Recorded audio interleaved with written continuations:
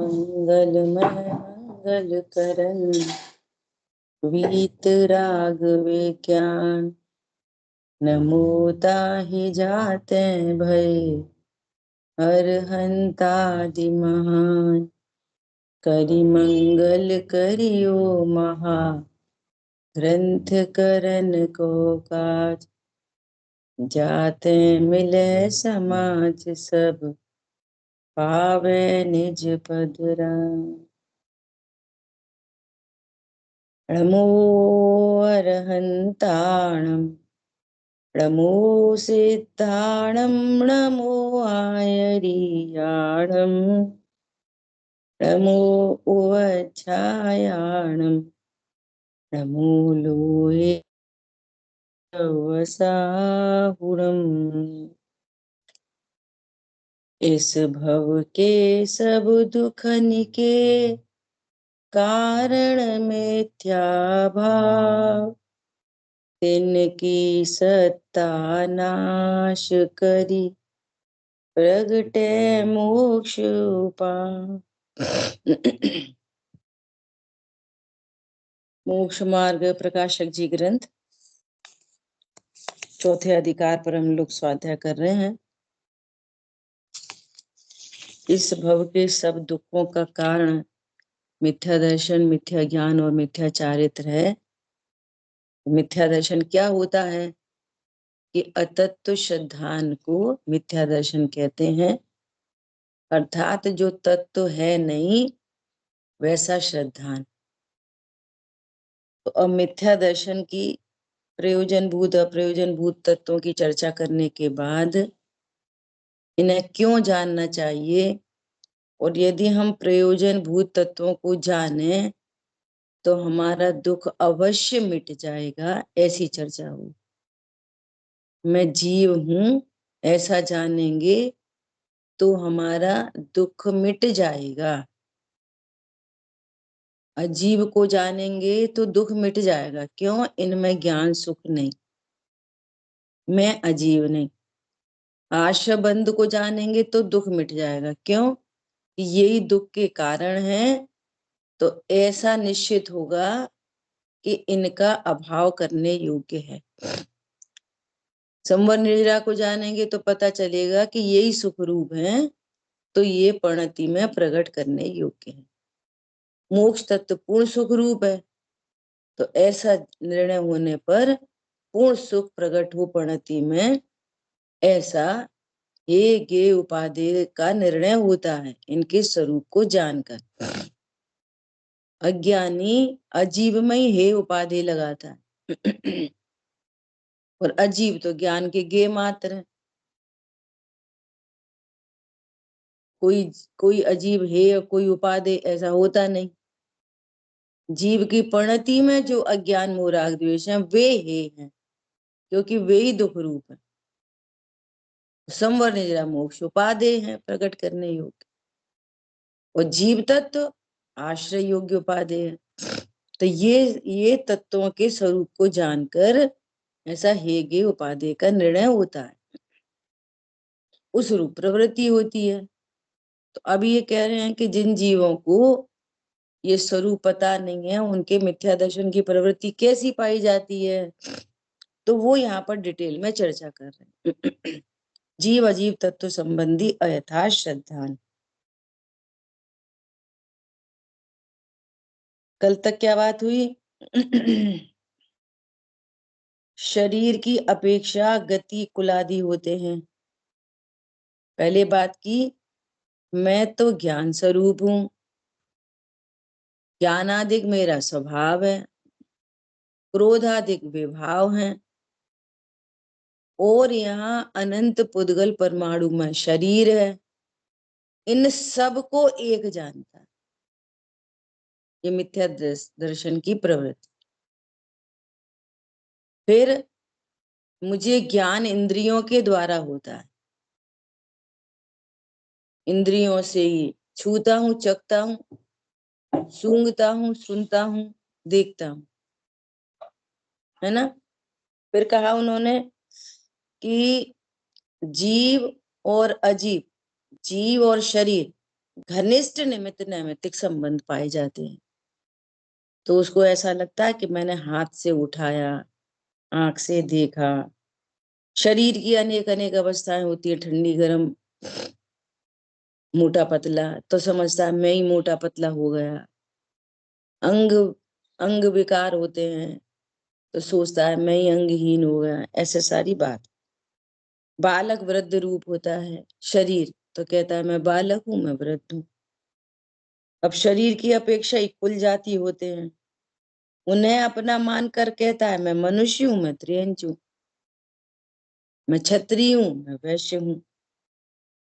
तथा शरीर का संयोग होने और छूटने की अपेक्षा जन्म मरण है, और मैं तो अविनाशी हूं। इतना कॉमन सेंस नहीं लग पाता कि यदि मैं मर गया तो अब जन्म किसका हुआ? और मरने के बाद जन्म हो गया, इसका मतलब है मैं मरा नहीं था। अपन सुनते हैं कि वे मारीची थे पहले, उन्होंने बात नहीं मानी थी, इतने मत चलाए थे, फिर बाद में वे शेर हुए, फिर वहां सम्यक दर्शन प्रकट किया, फिर मर के वहां से मर के देवगति में चले गए। तो मरे कहाँ? मर जाते तो ये भवों की बात कैसे आती? एक श्वास में 18 बार जन्म मरण, तो 18 बार जन्म मरण कैसे होगा? मर गया, अब जन्मा कौन? कि वो ही जन्मा, मतलब मरा नहीं था ना। और जन्मा वो फिर मरेगा, ऐसा। जैसे ये 12 भावना वगैरह पढ़ते हैं ना, राजा राणा छत्रपति हातिन के असवार, मरना सबको एक दिन अपनी अपनी बार। ये जिनवाणी में ही लिखा है। अब समस्या ये है कि मलेच्छ को समझाने के लिए मलेच्छ भाषा में लिखा है, बाल बुद्धियों के लिए लिखा है इस तरह से। तो कौन मरता है? ये लिखा है कि वे मरते अपनी अपनी बार। वे मरते तो हम भी मर जाएंगे अपनी बार, कि नहीं। जो अपने को राजा जानता है, राजा मरता है, जीव नहीं मरता। क्या बोला? छत्रपति मरता है। तो छत्रपति कौन है? असमान जाति द्रव्य पर्याय, उसका मरण होता है। जो पर्याय धारण की जाती है उसका मरण होता है, मेरा नहीं। तो वहां वो लिखा है कि तुम अपने को अभी क्षत्रिय, मनुष्य, जैन वगैरह वगैरह जान रहे हो। ये अवस्था, असमान जाति अवस्था मिट जाएगी, ये कहते हैं। अज्ञानी का कुछ भी ठिकाना नहीं। जीता है तो ऐसे जीता है कि मेरा जीवन है ही है, यही जीवन रहेगा अनंत का। और नहीं तो मरने के नाम से भयभीत होता है। तो तुम नक्की करो कि तुम जियोगे कि मरोगे। मौका लगे तो मरने का भय, और मौका लगे तो ऐसे जी रहा है कि जैसे इस मनुष्य देह में अनंत काल रहना है। कौन पकड़ में आ रहा है? मतलब कुछ भी ठिकाना नहीं है, ऐसा। अब सुनो। तथा शरीर ही की अपेक्षा अन्य वस्तुओं से नाता मानता है। जो अन्य नाते हैं वो शरीर अपेक्षा से हैं, जिनके निमित्त से ये शरीर का जन्म हुआ। मेरा तो नहीं हुआ। उनको माता पिता कहते हैं लोक में। है कौन? जीव। वे भी जीव, हम भी जीव। कोई नाता कि कोई नाता नहीं। माता पता नहीं कहाँ से आई, पिता कहाँ से आया, मैं कहाँ से आया, कहाँ कहाँ चले जाएंगे। कोई कहीं कहीं से आया है और कहीं कहीं चला जाएगा। समझ आई बात? अब ये तो मनुष्य मनुष्य और कुछ त्रियंचों में ये जन्म की प्रोसेस है। कितने तो समूर्छन पैदा होते हैं जिनके कोई माता पिता ही नहीं होते, वहीं के एनवायरमेंट से पर्याप्तियां पूर्ण होती हैं तो जन्म जाते हैं। इतने बड़े बड़े मगरमच्छ ऐसे ही जन्म जाते हैं, समूर्छन। तो बिन के माता पिता कौन? नरक में ऐसा ही जन्म होता है, स्वर्ग में ऐसा ही जन्म होता है। उनके नारकी के माता पिता कौन? देवों के माता पिता कौन? भाई बहन कौन? कोई नहीं। ये मनुष्य गति में एक ऐसी स्थिति बनी है बस खाली।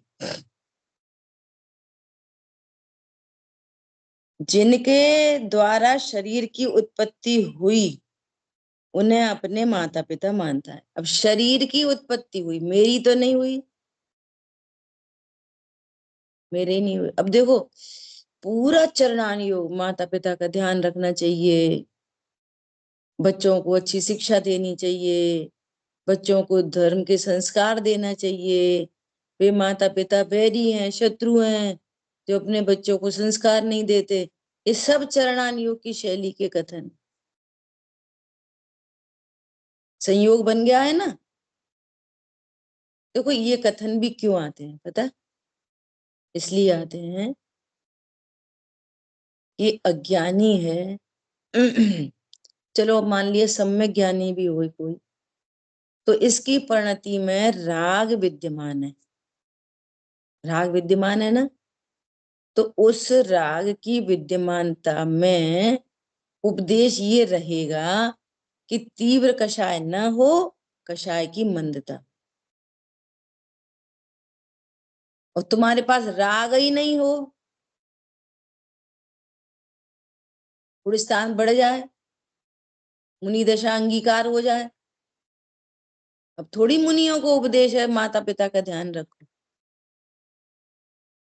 ये उपदेश कहाँ पर है? जब तुम गृहस्थी में रह रहे हो। क्या बोला? गृहस्थ में हो तो अरस्पर परस्पर उपदेश है। बच्चों को उपदेश है माँ बाप का ध्यान रखो, माँ बाप को उपदेश है बच्चों का ध्यान रखो। ये उपदेश है। कब? राग की सत्ता। आप इनसे अपना प्रयोजन साधते हो कि इन पढ़ाएं लिखाएं, कॉपी पेन बस्ता, खिलाना पिलाने का ध्यान रखें। तो फिर इधर से भी चाहिए कि जब इनको जरूरत हो तो इनका तुम ध्यान रखो। तो फिर कृतज्ञ कहलाता, तीव्र कषाय। और अगर तुम्हारा कोई प्रयोजन नहीं है, मिथ्यात्व के काल में ही तुम गृह त्यागी हो। बहुत लोग होते हैं मिथ्यात्व के काल में गृह त्यागी, अनुव्रत महाव्रत ले लेते हैं। अब उनकी कोई जिम्मेदारी नहीं। समझ में आई बात? वे तुमसे कुछ नहीं अपेक्षा रख रहे, तुम भी उनसे अपेक्षा मत रखो। एक की अपेक्षा इससे है तो ये इसकी पूरी करो। घर में सी पति पत्नी में लगा लो, भाई भाई में लगा लो, सब में लगा लो। तो ये उपदेश चलता है। अब देखो इसका उल्टा करें, उल्टा कि माता पिता ही तीव्र कषाई हैं, उन्हें इनकी शिक्षा विक्षा से कोई लेना देना नहीं। तो अब ये ऐसा ही निमित्त नैमित्तिक संबंध बना है। इनको इनको तीव्र बंध होना है और इनकी योग्यता में नहीं है, तो ऐसे ही संयोग ऐसे ही बनेंगे। स्वाध्याय भी ऐसा कहते सुनने में आते हैं क्या अब भैया उनकी बेजान है, हम तो ज्यादा कसाय में पढ़ते नहीं, हमें तो कोई लेना देना नहीं, तो तुम भी उनसे लेना देना नहीं रखना। और ऐसा ही होता है, आपने उन्हें शिक्षित नहीं किया तो फिर वे भी वैसा ही व्यवहार करते हैं, तो शिक्षा ही नहीं है उनके पास, वे क्या करेंगे। ऐसे ही निमित्त नैमित्त संयोग ऐसे ही मिलते भी जुड़ते हैं, ऐसे ही बनते हैं। कौन समझ में आ रहा है? इसलिए जब तक राग है तब तक ये चरणानियों का उपदेश है कि तुम माता पिता हो, ये तुम्हारे पुत्राधिक हैं, तुम इनका ध्यान रखो, तुम इनका ध्यान रखो। और होना जाना उदय प्रमाण है। क्या कहा? होना जाना सब क्या है? उदय प्रमाण। बच्चों को अच्छी शिक्षा नहीं मिलनी तो वे पेरेंट्स उनकी केयर ही नहीं करते। अब ऐसी योग्यता है, ऐसे इसलिए उन्हें, उनकी योग्यता में नहीं था इसलिए उन्हें ऐसे माँ बाप मिले, ऐसे संयोग बन गए। माँ बाप की होनी नहीं है तो ऐसे बच्चे मिल गए, ऐसा संयोग बनते हैं। बाकी है सब इंडिविजुअल आइडेंटिटी, कोई किसी के पराधीन नहीं है। तत्व श्रद्धा नहीं करोगे तो पराधीनता के अभ्यास से दुख है और अनंत जन्म मरण है। एक बार जिनवाणी माँ को अपनी माँ बना ले तो उसकी अनंत भवों में अनंत माताएं बनती ही नहीं है। क्या कहा? अनंत भगवान को अपना पिता बना ले, अनंत पिताजी मेरे और जिनवाणी मेरी माता, बस। बाकी ये सब लोक व्यवहार चलता रहे। ठीक है, क्यों उपदेश दिए जाते, समझ में आई बात? इसलिए उपदेश है, राग विद्यमान है और अपेक्षाएं विद्यमान है, तो फिर परस्पर परस्पर काम करो, बोथ साइडेड। और जो नहीं करता वो तीव्र कषाय, जो तीव्र कषाई उसको बंद हो गया, तीव्र बंद होगा। अभी जितने केयर टेकर मिल रहे हैं ना दोनों साइड से, फिर नहीं मिलेंगे फिर। ठीक है, देखो, जो शरीर को रमण कराए उसे अपनी रमणी मानता है। शरीर को रमण कराए, कार्यक्रम सब शरीर का है। देखो आत्मा, बात चल रही है कि मैं तो ज्ञान स्वरूप हूं, क्रोध आदि विभाव भाव है, ठीक है, कषाय विभाव है, ठीक है, इतनी तो मेरी सीमा है। और अनंत पुद्गल परमाणु में शरीर है, और शरीर और मेरा अत्यंत अभाव है, तो मैं मेरे ही शरीर को नहीं भोगता। तो ये वस्तु स्थिति है कि पत्नी जिसको कह रहे हैं वो भी जीव है, तो उसके शरीर को कैसे भोगता है? कल्पना ही लोग तो है पूरा, भोग तो सकता नहीं है। भोजन की कल बात चली थी कि हमने तो रात में कभी नहीं खाया, मैं तो कह रही तूने अनंत काल में कभी खाया ही नहीं, कभी खा सकता नहीं। अब पूरा ज्ञान में वही अज्ञान मोह राग द्वेष चलता रहता है कि वो ये स्त्री है, मेरी पत्नी है, तू ज्ञान स्वरूप है तेरी पत्नी का, मैं इसको भोगता हूं, मुझे आनंद आता है। उधर पत्नी साइड से भी, मैं इसको भोगता हूँ, मुझे आनंद आता है। अब भोग कैसे होता है? वो ज्ञान में गे बना, ज्ञान में गे बना, नो प्रॉब्लम। ज्ञान में गे बना ना, ये पत्नी है, ऐसे गे बना, ये स्त्री है, ये गे बना, कोई समस्या नहीं। लेकिन ये मेरी पत्नी है, ये मेरा पति है, इसने मुझे स्पर्श किया, तुझे कहाँ किया? अब वो कल वाली पूरी पूरी साइंस यहाँ पे भी लगाना। जैसे स्टमक खाली हुआ तो वो ज्ञान में क्या लगता है? मेरा पेट खाली हुआ। ऐसे इधर लगा, मुझे छुआ। अब जो गुड फीलिंग आई है वापस, वो चारित्र की विकारी पर्याय है। चारित्र गुण की वो विकारी पर्याय है। तो गुड फीलिंग तो ज्ञान भी अपना, और गुड फीलिंग फीलिंग बॉडी में होगी कि डेड बॉडी में होगी? डेड बॉडी से होगी। बोलो, जो गुड फीलिंग हो रही है वो गुड फीलिंग डेड बॉडी से होगी कि डेड बॉडी को होगी? कोई को नहीं होगी। दो डेड बॉडी ले लो और पास पास में लिटा दो, कितना विकार उत्पन्न होएगा और कितना अच्छा लगेगा? बोलो, समझ में आ रही बात? तो ज्ञान भी मेरा, गुड फीलिंग भी मेरी, न वो यहाँ इस शरीर से आई है न उस शरीर में से आई है। बोलो, कितनी ये अपने पास ये साइंस ना हो और ये बात पता नहीं चले तो पूरा जगत कैसे भ्रम में पड़ा है। त्रियंच गति के जीव भी कैसे भ्रम में पड़े हैं। बोलो, और यहीं पर सत्य ज्ञान हो, यहाँ पर भी सच्चा ज्ञान। इसका अगर अपन ब्रैकेट ओपन करेंगे ना तो बहुत बड़ी चर्चा है।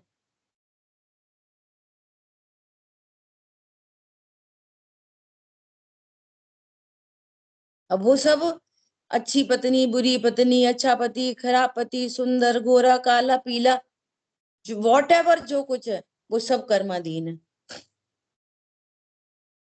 सब क्या है? कर्माधीन। सम्यक दृष्टि जीव है, उसको ये पूरी साइंस पता चल गई। सम्यक दृष्टि जीव को ये पूरी साइंस पता चल गई। और अभी कषाय अप्रत्याख्यान मौजूद है और कर्म का बंधन मौजूद है ना? तो कषाय में पता है मैं पर को भोगता नहीं और पर से सुख आता नहीं, और तो भी शादी का भाव उत्पन्न होगा। ये अप्रत्याख्यान के नाटक में फिर वे संयोग बनेंगे। वो सब क्या चल रही है उसकी? सविपाक निर्जरा, सब निर्जरा। बस वो कर्म उदय में आया है फुलफिल होने के लिए, और निर्जरा स्वरूप क्या है? मैं न पर को भोग सकता और न पर से सुखी हो सकता। जीव अजीव तत्व का यथार्थ श्रद्धा।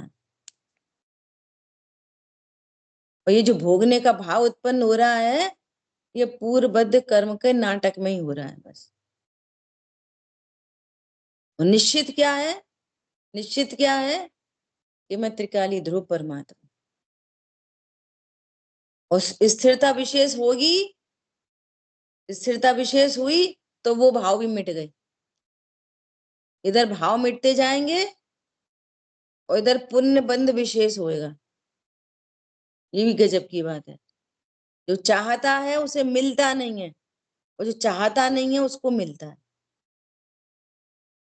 इंद्र आदि के पद 1 2 3 4 5 6 7 8, इकाई ढाई, सैकड़ा, हजार, 10,000, लाख, 10 लाख, करोड़, 10 करोड़, अरब, 10 अरब, खरब, 10 खरब, नील, महानील, 40 नील सची इंद्राणी एक इंद्र की पूरी लाइफ टाइम में आती है। तो उनको नक्की क्या है?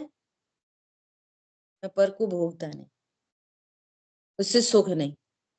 तो कषाय का नाटक चल रहा है, मेरा नहीं, इसमें मैं कहीं भी नहीं, न शरीर की क्रिया में मैं हूं और न इन भावों में मैं हूं। मैं आई एम द बॉस। भगवान आत्मा विराजमान है। मिटते जाते हैं कषाय, कषाय मिटती है, कर्म मिटते हैं, और कषाय मिट जाती है और कर्म मिट जाते हैं। 5वें गुण स्थान में ब्रह्मचर्य अनुव्रत हो जाता है। ब्रह्मचर्य अणुव्रत होने पर शांति, जबरदस्त शांति धारा चल रही है। वेद कषाय उदय नहीं है, सूक्ष्म उदय तो नौवीं गुण स्थान में जाके मिटता है संजुलन संबंधी, पर स्थूल अब नहीं दिखेगा। इधर कषाय उत्पन्न नहीं होगी, उधर संयोग भी नहीं बनेंगे। वो साइडेड लाभ होता है। क्या अंतरंग में कषाय नहीं और बाहर में तो कषाय नहीं, तो संयोग भी नहीं, जरूरत ही नहीं। हम ठीक हो गए तो हमें दवाई खाने की जरूरत ही नहीं, तो इधर स्वस्थ भी हुए, इधर दवाई भी नहीं खाएंगे। आ रही है बात समझ में? महामुनिराज हो गए, महाव्रती, 3 कषाय के अभाव का प्रचुर स्व संवेदन, आनंद, बाहर में कोई संयोग नहीं, कोई अंग विकार नहीं। ये साइंस है पूरी की पूरी। और अज्ञानी को कुछ अता पता ठिकाना है नहीं। तो क्या जानता है? शरीर को रमण करने वाली रमणी। प्रवचन सार जी ग्रंथ में जो तीसरा अधिकार है, चरणान योग सूचक चूली का, बहुत सुंदर विषय वहां पे आया है। शिष्य जाते हैं गुरु के पास, ये गुरु हमें मुनि धर्म अंगीकार कराओ, हमको दीक्षा दो।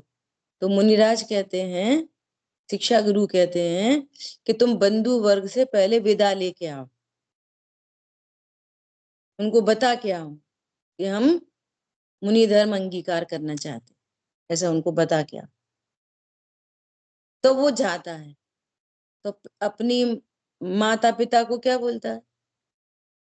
हे इस शरीर के जनक के आत्मा। क्या? इस शरीर के जनक के आत्मा, आत्मा से बात कर रहा है।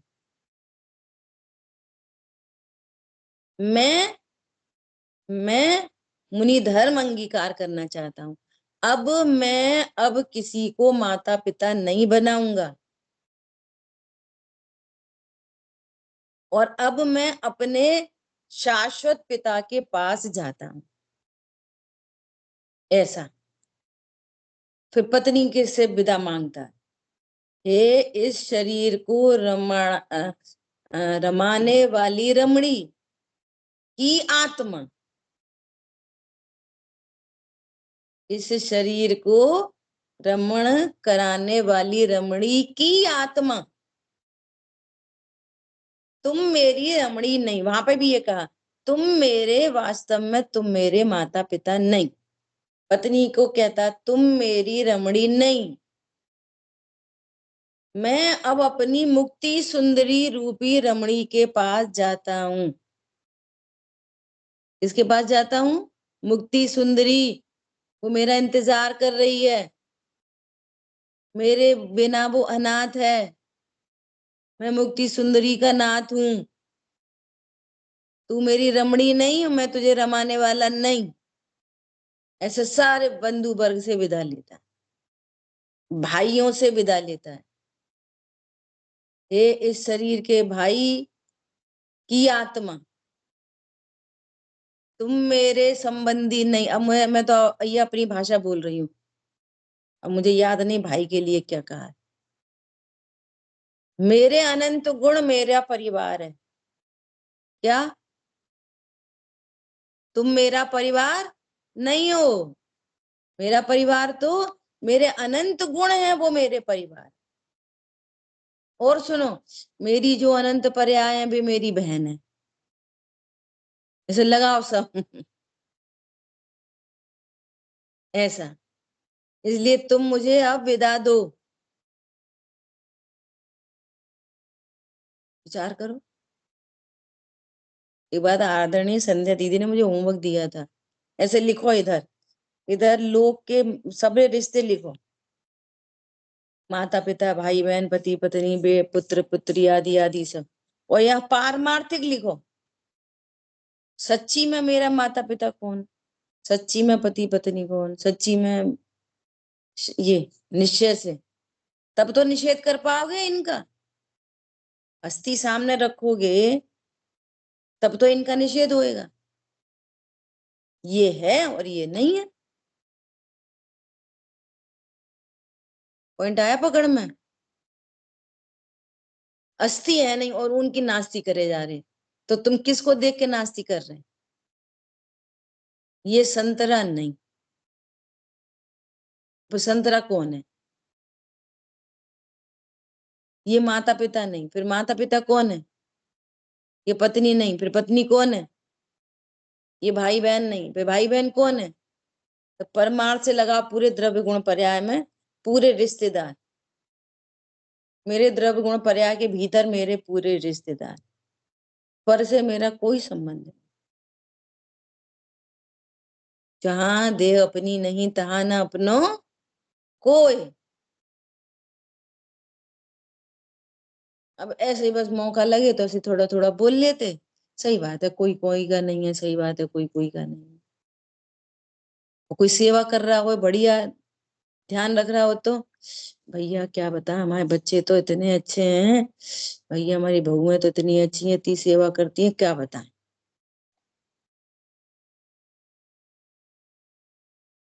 तब नहीं बोलते, अरे नहीं हमारे कोई स्त्री पुत्र आदि की। मौका लगे पे बोलने की बातें नहीं है ये। अरे ये बात ख्याल में, निश्चित करो, निश्चित। कोई मेरा पिता कैसे हो सकता है, कोई मेरी पत्नी कैसे हो सकती है, कोई मेरा पति कैसे हो सकता है, कोई मेरा पुत्र कैसे हो सकता है। नक्की करो कि ये मेरा पुत्र है, डिफाइन नहीं कर पाओगे। पुत्र में, पुत्र की आत्मा तुमने बनाई तो वो तुम्हारा पुत्र है, कि शरीर तुमने बनाया सो वो तुम्हारा पुत्र है। शरीर बनाया वो उसके नाम, वो कह रहे हैं ना, ये जन्म की प्रोसेस है मनुष्य गति में, कि वो गर्भ में आया है तो पूरी इसकी शकल सूरत डिजाइन वर्क सब कुछ, उसके रोग शोक सब कुछ उसके आघाती कर्म के अधीन है, सब कुछ। और आत्मा में जो ज्ञान श्रद्धा चारित्र है वो उसके घाती कर्मों के अधीन है। बोलो तुम्हारा क्या है? हमने बहुत शिक्षा दी, हमने बहुत पढ़ाया, हमने ये कराया। शरीर बनाया कि आत्मा बनाई कि पर्याय बनाई? आप किसके करता हो, शरीर के, आत्मा के, उसकी ज्ञान श्रद्धा चारित्र के? किसी के नहीं। फिर कैसे कह सकते हैं ये मेरा है? निश्चित करो ये परद्रव्य मेरा है, सब तरफ से लगाओ। ठीक है, जो शरीर से उत्पन्न हुआ उसे अपना पुत्र मानता है। और गजब की बात है, बहुत गजब की बात है। कैसी? जो शरीर को उपकारी हो उसे मित्र मानता है। जो ऐसा बोले, चल चल कुछ नहीं होता, मम्मी को मत बताना, चल आज अपन पिक्चर देख के आए, ये मित्र हो गया। और माँ कह रही है कि नहीं बेटा, अपन को ऐसे कुशील सेवन नहीं करना, ऐसे काम अपन नहीं करना, ये पिक्चर तुम्हारे देखने लायक नहीं है, तो माता शत्रु दिख रही। शरीर के लिए हितैषी, शरीर के लिए वो मित्र, और आत्मा के लिए हितैषी वो शत्रु। जो तुम हो उसका जो हितैषी है वो शत्रु दिखता है। पीछे ही पड़े रहते, स्वाध्याय करो स्वाध्याय करो, पीछे ही पड़े रहते, स्वाध्याय करो। भाई क्या अभक्ष मत खाओ, बाजार का नहीं खाओ, कितनी जीव राशि है, तो भी शत्रु दिखते। जो आत्मा के हित में निमित्त बने वे शत्रु, और जो शरीर का हित करें वे मित्र। वो शरीर का ही अहित करें वे शत्रु। पॉइंट आया समझ में? ये जो शरीर को उपकारी हो उसे मित्र मानता है, और जो शरीर का बुरा करे उसे शत्रु मानता है, इत्यादि रूप मान्यता होती है। अब अपने आप में ढूंढो ये मान्यता को और दूर करो, तब मिथ्या दर्शन की प्रवृत्ति मिटेगी। एक अकेला ऐसे मैं ज्ञायक हूं,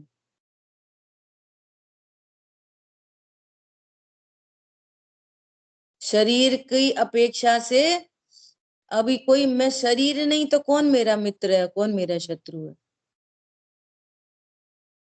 कौन है मित्र कौन है शत्रु? अरे ये बात ख्याल में, कौन है हितैषी? ऐसा अधिक क्या कहें और कितना कहें, जिस तिस प्रकार से अपने को और शरीर को एक ही मानता है।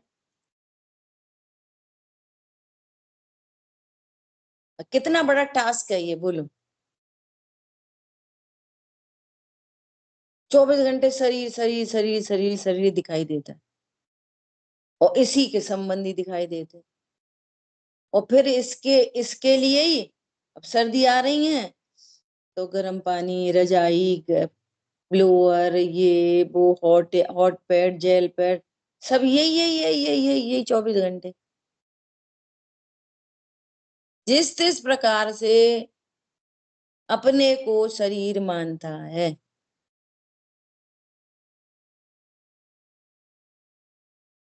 कहता है मैं ज्ञायक हूं, मानता शरीर है। अब कैसे बात बनेगी? कहने से तो बनेगी नहीं। मुझे ही ठंड लगी, मुझे ही गर्मी लगी, मुझे ही भूख लगी, मुझे ही प्यास लगी, मैं जैन हूं, मैं मुसलमान हूं, बोलो। जिस तिस प्रकार से अपने को और शरीर को एक मानता है।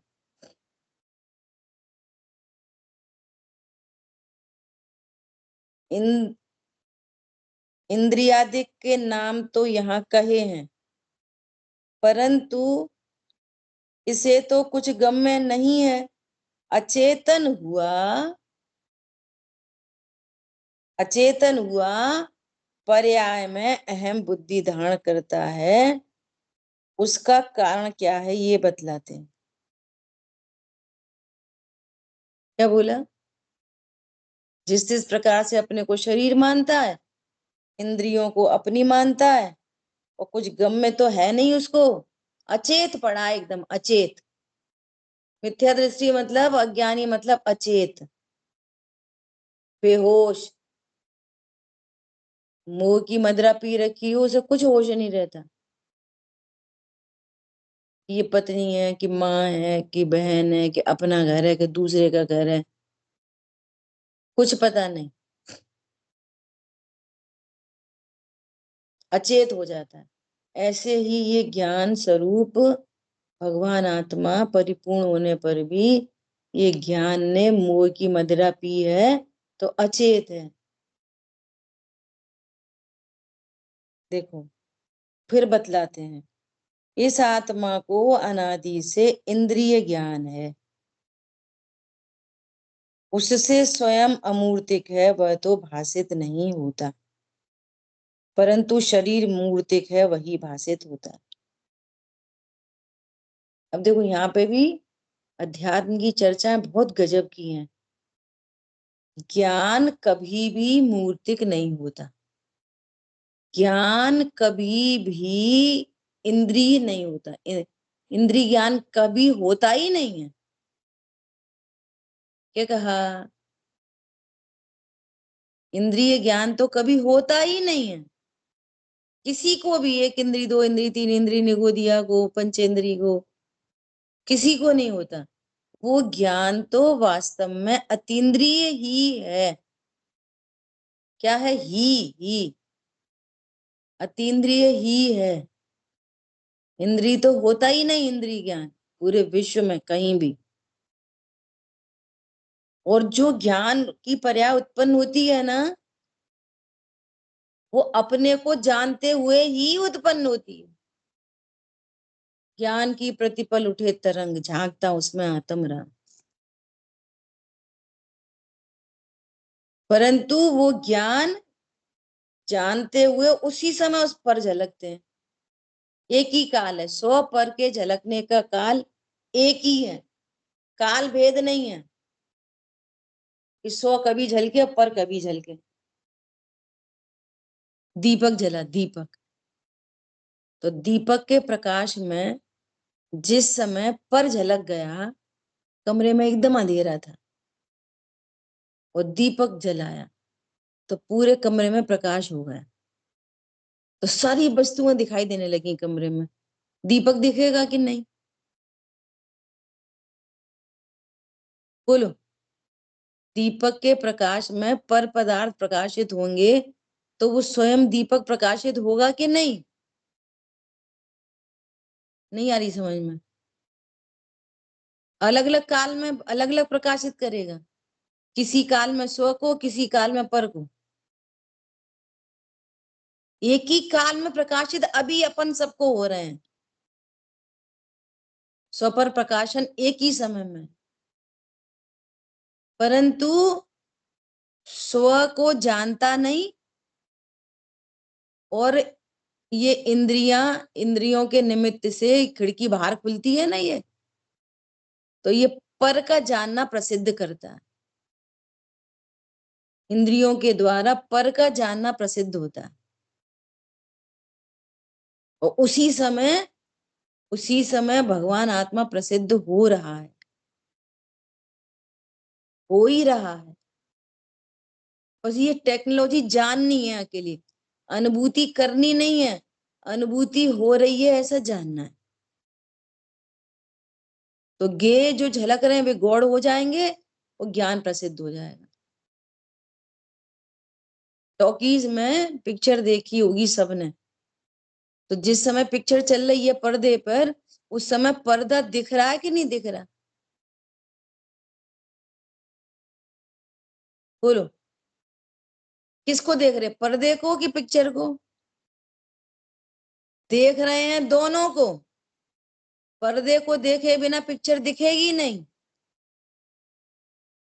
पर्दे को मत देखो पिक्चर दिख जाएगी। पर्दे को देख रहे हैं, आप पिक्चर दिख रही है। और पिक्चर समझ रहे हैं, और माँ है कि नहीं? पर्दा पर्दा है। है, और पर्दा है, और पर्दा पूरी तरह से गौड़ है, बस पिक्चर ही पिक्चर समझ रहे हैं बस। वो इतने इमोशनलिटी से पिक्चर दिख रही है कि कसाय का सीन आ जाए तो इधर खुद कसाई हो जाए, मारो इसको, मारो मारो मारो। और कोई वैसा सीन आ जाए रोने गाने का तो आंसू टपकने लग जाए, वहां है कुछ नहीं, सिर्फ क्लीन पिक्चर है, पर्दा है, क्लीन पिक्चर, कुछ है नहीं। बाकी तो वो सब जो पिक्चर भरी है ना रील में, वो फॉक्स पड़ रही है खाली, कुछ नहीं है वहां पर। कैसी गजब की बात है। सुनना, ये पूरी टेक्नोलॉजी बहुत जबरदस्त है। वहां पर तो पिक्चर ऑफ हो जाएगी ना, जब प्रोजेक्टर ऑफ हो जाएगा तो क्लीन पर्दा दिख जाएगा, दिख जाएगा कि नहीं दिख जाएगा? लेकिन यहाँ सिद्धांत में ये पिक्चर कभी नहीं मिटेगी। ज्ञान में गेयों का झलकना कभी नहीं मिटेगा। स्वरूप समझ के कषाय मिटेगी, झलकन नहीं मिटेगी, नेवर। ये समझ लो, स्वरूप समझ के अनंतानुबंधी कषाय मिटेगी, झलकना नहीं बंद होगा एक मोमेंट को भी, और उल्टा झलकन बढ़ती चली जाएगी। केवल ज्ञान में लोकालोक झलक जाएगा। चौथे पांचवें गुण स्थान में क्षय उपशम बढ़ जाएगा, द्वादशांग का पाठ ही हो जाए तो झलकन बढ़ जाएगी, और स्वच्छता बढ़ती चली जाएगी ज्ञान की। जैसे जैसे कषाय की मोह की धूल मिटती जाएगी, ज्ञान की स्वच्छता बढ़ती चली जाएगी। यहाँ पिक्चर बंद नहीं होती, यहाँ पे क्या कहा? यहाँ पे पिक्चर बंद नहीं होती। सो अब तुम क्लीन पर्दा देख लो। बहुत लोग अनुभूति करने के लिए यही काम करते हैं, ये हटाओ, ये हटाओ, ये नहीं झलके, वो नहीं झलके, वो नहीं। अरे जितने भी गे झलक रहे हैं ना, बहुत तीव्र पाप का गे झलक गया, इतना बुरा गे झलक गया, भैया ये पाप भाव नहीं झलके। अरे झलक रहा है तो तेरी स्वच्छता बढ़ रही है,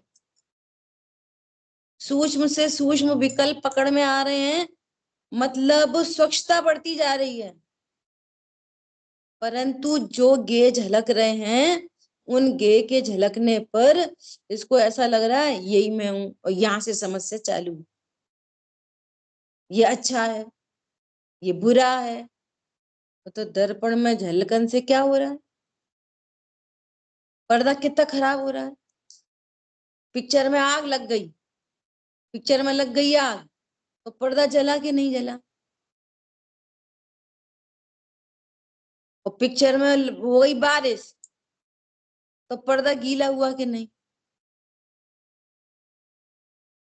ये टेक्नोलॉजी पकड़ में आ जाए, ओ मैं सदा स्वच्छ ज्ञान हूं, पाप परिणाम को जाना, मैं स्वच्छ ज्ञान हूं, पाप से द्वेष उत्पन्न नहीं हो रहा, और शुभ भाव को जाना, मैं स्वच्छ दर्पण हूं, और पुण्य भाव से राग उत्पन्न नहीं हुआ। सॉरी, राग द्वेष मिटते चले जाते हैं, झलकन बढ़ती चली जाती है, लोक आलोक झलक गया, पूर्ण वीतरागी हो गया, आनंद है। क्या कहा? समझ में आई बात? इधर पाप परिणाम झलका, कर्ता बुद्धि से क्या बोलता है? मैंने किया। तूने किया कि ये झलका मात्र, तुम ध्रुव हो कि कर्ता हो पाप पुण्य के? कौन हो? तो ऐसे आश्रम होता ही रहेगा, तो तुम रोक लो, रोक लो। अरे स्वरूप जान के आश्रम मिटता है, और आश्रम को अपना जान के और आश्रम होता है। क्या कहा? सच्चा स्वरूप जानकर क्या होता है? आश्रम मिटते हैं। इसलिए समय सार जी ग्रंथ अद्भुताद अद्भुत ग्रंथ है। जहां ये चर्चा हुई है पहले, क्या चर्चा हुई है आगम में? ये पाप भाव है, ये पुण्य भाव है, तुम करते हो, फिर ऐसे कर्म बनते हैं, फिर ऐसे ऐसी गतियों में रमण होता है, जे होता, वो होता, वो होता। कुंद कुंदाचार्य भगवान कह रहे हैं एकत्व विभक्त आत्मा, तूने कभी पाप किया नहीं, तू परमात्मा है। परमात्मा को भूलकर पाप उत्पन्न होता है, परमात्मा को भूलकर पुण्य उत्पन्न होता है, और परमात्मा हूं ये जानकर पुण्य पाप दोनों मिटते हैं और धर्म होता है। दोनों मिटते हैं, पुण्य पाप, शुभ अशुभ दोनों मिटते हैं और धर्म होता है। सोचता अशुभ मिट जाएगा तो हम क्या करेंगे? तो पाप तो करें नहीं, पुण्य भी नहीं करें। अरे ये बता रहे हैं तुम करता नहीं हो, वे होने योग्य होते हैं। क्या कहा? वे होने योग्य होते हो, ये अपने को भिन्न जानते हुए आनंद रहता है, वो आनंद रहना ही धर्म है। शरीर की क्रिया कितनी झुकने की, कितनी चावल चढ़ाने की, कितनी अभिषेक करने की जो होती है वो होती है, ये उनको न्यारा जानता रहता है, आनंद में रहता है, मोक्ष वहां प्रशस्त हो जाता है और पूर्णता हो जाती है। क्या कहा? मुनिराज कितने अभिषेक करते हैं? बोलो क्यों? अगर बढ़िया चीज है तो उन्हें भी करना चाहिए ना। कि आत्म रमणता बढ़िया चीज है कि अभिषेक करना बढ़िया चीज है? बोलो। अब जो पाप में फंसा है उसको कहेंगे तुम क्या करते हो, मंदिर जाओ पूजा पाठ करो। अब क्या कहने, पूजा ही पाठ मत करो, निज परमात्मा को देखो। क्या? पाप भी बंद, पाप तीव्र बंद का कारण है, पुण्य मंद बंद का कारण है, दोनों संसार के कारण है। अपने प्रभु के दर्शन कर, तेरा मोक्ष हो जाएगा। समझ में आई बात? वो झलकन क्रमबद्ध है। और सुनो, कब पाप झलकेगा, कब पुण्य झलकेगा, लोक में जिसको पत्नी कहते हैं, कब पत्नी को रमण के भाव आएंगे, कब माता की सेवा का आएगा, कब लड़ने का भाव आएगा, सब फिक्स है। तुम कुछ अदल बदल नहीं सकते। इनसे भिन्न परमात्मा जान सकते और आनंद कर सकते। क्या कहा? इससे भिन्न अपने को परमात्मा जानकर आनंद कर सकते हो, और ये आनंद बढ़ता चला जाएगा, उधर ज्ञान की स्वच्छता बढ़ती चली जाएगी।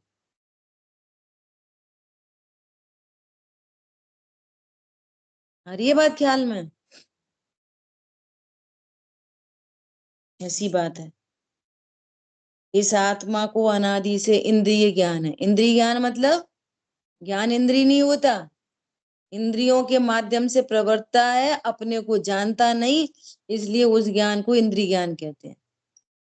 और इंद्रियों का लक्ष्य छोड़कर, है ना, ज्ञेयों का लक्ष्य छोड़कर उसी काल में अपने को प्योर शुद्ध आत्मा अनुभव करता है, तो उस ज्ञान को अतीन्द्रिय ज्ञान कहते हैं। डिफरेंस कैसे क्रिएट करेंगे इंद्रिय अतीन्द्रिय में? वो है तो अतीन्द्रिय। पुत्र कोई पुत्र कुपुत्र होता है क्या? पुत्र ही होता है, कुपुत्र तो कोई नहीं होता। कैसे कहता है इनको कुपुत्र जन्मा है, इनके घर में एक कुपुत्र जन्मा। अरे भैया, लाल जन्म गया, पुत्र जन्म गया, ऐसी खुशियां मनाते। अब वो बात नहीं माने तो कुपुत्र,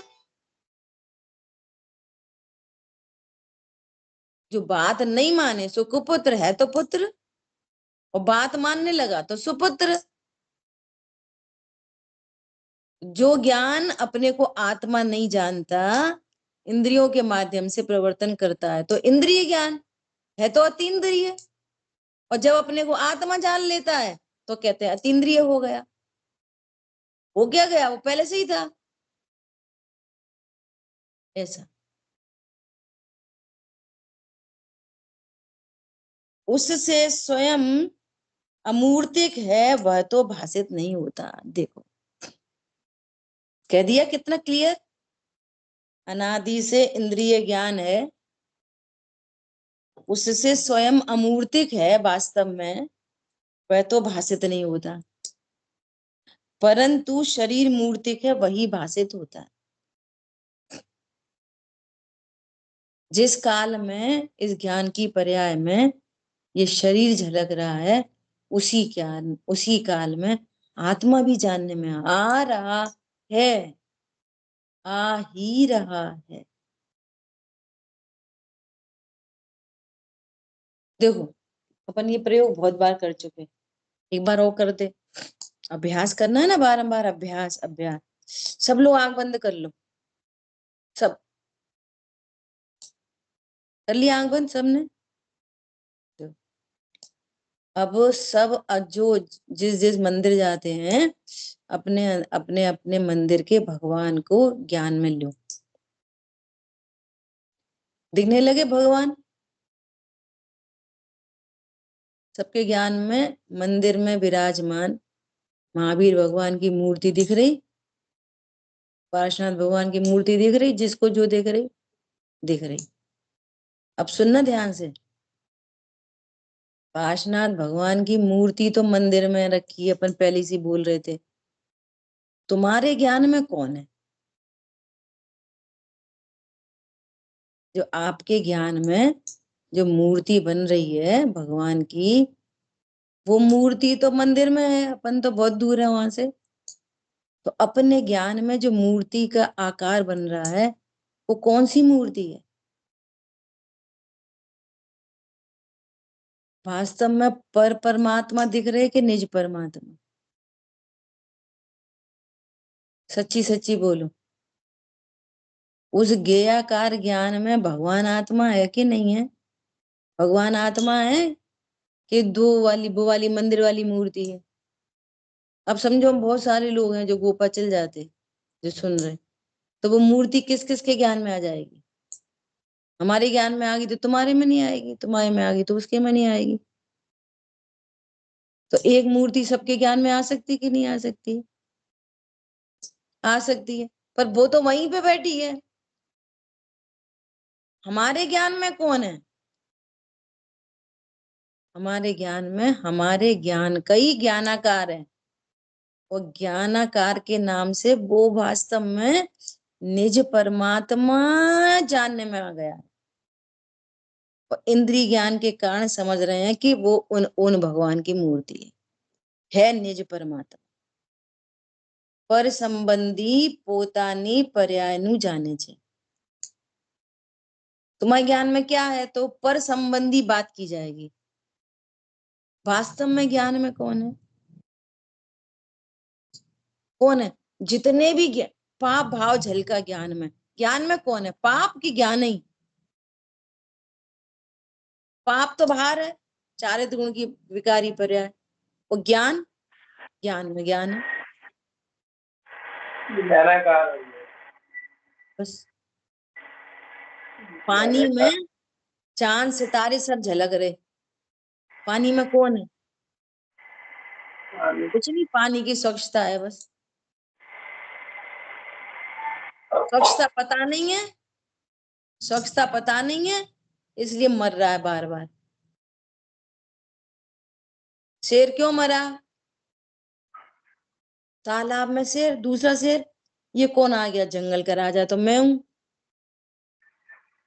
मुझे दाड़ मारी तो नीचे से अभी को साउंड आ गई, फिर और दाड़ मारी और झुका तो ये इधर झुका, वो ऊपर आया। साइंस है। अच्छा अभी बताता हूँ। छलांग लगा दी, क्यों मरा? क्यों मरा? कोई शेर था वहां पे?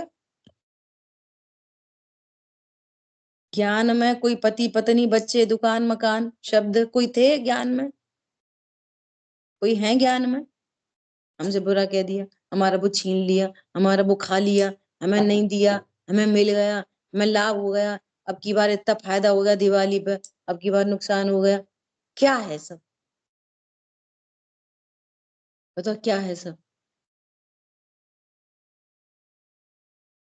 कुछ भी नहीं, अज्ञान है, मोह है बस। भ्रम की जिंदगी पूरी की पूरी। और सुनो, ये कुछ भी जानता मानता रहे, कैरी फॉरवर्ड होगा अपने पुलंदे के साथ में, फिर वही कुछ भी जानता मानता रहेगा। अनंत काल बीत गया, अनंत काल बीत गया पागलपन में, और हुआ कुछ भी नहीं परमात्मा का। हो जाता तो हमारी चीज सिद्ध नहीं बनता, टूट फूट जाती आत्मा नरक में। तिल तिल हुए देह के खंड, और मैं रहा सदा अखंड। मैं कौन हूं? श्री अखंड हूं, श्री खंड नहीं। कौन हूं मैं? श्री अखंड। किसी गजब की बात है, बोलो क्या कह रहे हैं यहाँ पर? शरीर मूर्ति का वही भाषित होता है। समय अपना अधिक हो गया, शेष चर्चा आगे करें। जिन वाणी के ज्ञान से सूझे लोकालो, तो वाणी मस्तक नमो सदा दे तुम दो। बोलिए द्वाशांगमयी जिनवाणी माता की जय। जय जिनेन्द्र सभी को। जय जिनेन्द्र सभी को, जय जिनेन्द्र।